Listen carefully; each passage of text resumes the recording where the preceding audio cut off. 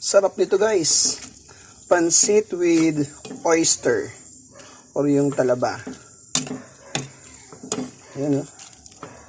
The best kapag ito yung isinahog nyo. Sarap ito. Ito yung paborito kong sahog sa pansit. Seafood. Pero among the seafood na pangsahog, talagang oyster yung pinakagusto ko.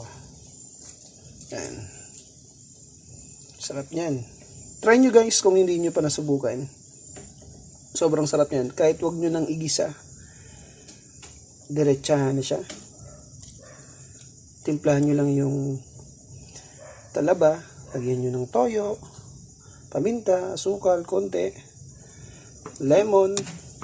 Yun lang, bawang. Wala nang iba. Pakuloyin nyo lang and then ilagay nyo yung pansit. Ganito lang. Sobrang sarap guys. Dahil medyo nilagyan natin ng konting nilagyan natin ng konting asukal, so medyo manamis-namis siya pero sakto lang. Yan. So wala na akong mga dito ginagamit na exact measurement. Tansyahan lang.